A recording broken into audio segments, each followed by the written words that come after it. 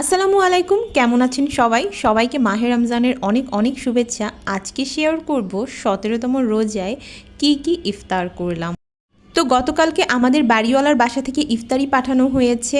তো এখানে প্রথমেই ছিল বিরিয়ানি আর তার সাথে ছিল ডিম, সাথে ছিল সালাদ, তারপরে জিলাপি, কলা, খেজুর, কাটলেট আর হচ্ছে বাঁধাকপির একটা পাকোড়া। তো আমি কিন্তু কালকে তেমন বেশি কোনো ইফতার বানাইনি। আসলে আমি যেহেতু ডায়েটে আছি তাই খুবই ভাজাপোড়া কম খাচ্ছি।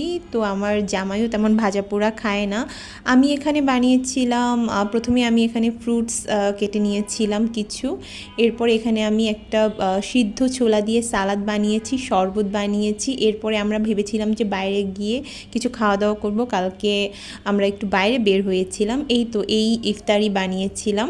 আসলে ইফতারি আমি তেমন বেশি কিছুই খেতে পারি না, আর আমি ভাজা পোড়াটা সবসময় একটু অ্যাভয়েড করার চেষ্টা করি। তো আমার হাজব্যান্ডও ইদানিং ভাজা পোড়া খেতে পছন্দ করছে না। তো ইফতারির সময় হয়ে গেল আর আমার হাজব্যান্ড এখানে দোয়া করছিল।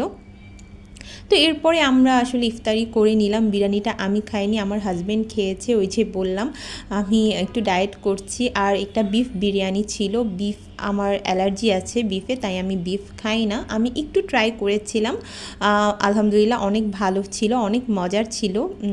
আর প্রত্যেকটা আইটেম খুব মজার ছিল। আর আমার হাজব্যান্ড জিলাপি খায় না, কারণ জিলাপিতে কি না কি সোডা দেয়, এই জন্য আমার হাজব্যান্ড জিলাপি পছন্দ করে না। আমার যদিও জিলাপি পছন্দ, কিন্তু আমি এতটা খাই না। সো আমি এক পিস খেয়েছিলাম, এক পিসের মতো।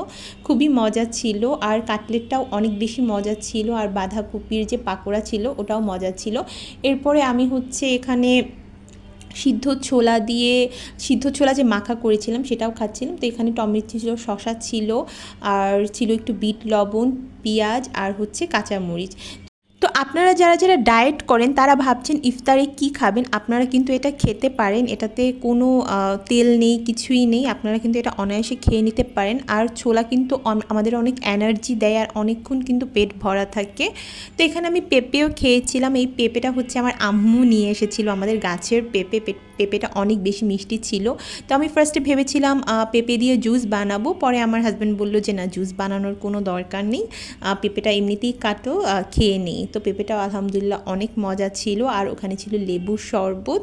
তো লেবুর শরবত আমি একদিন আগেই বানিয়েছিলাম, খাওয়া হয়নি, ওটাই হচ্ছে আমি টেবিলে সার্ভ করেছি।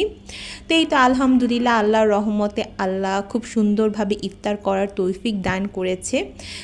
তো সবাই সবার জন্য দোয়া করবেন। আমি সবসময় দোয়া করি, যারা ইফতার করতে পারে না তাদের পাশে থাকারও চেষ্টা করি টুকিটাকিভাবে। আপনারা সবাই সবার স্থান থেকে যারা অসহায় আছে তাদের পাশে থাকার চেষ্টা করবেন।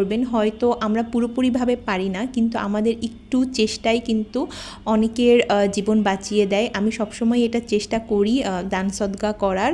যদিও দান সদকার কথা বলতে নেই, কিন্তু তারপরও আমার কথা শুনে কেউ যদি দান সদকা করতে আগ্রহী হয়, সেটাই তো আরও বেশি উৎসাহের ব্যাপার, তাই না? তো আমি চাই যে এই রোজা রমজানের মাসে সবাই দান সদকা করবেন।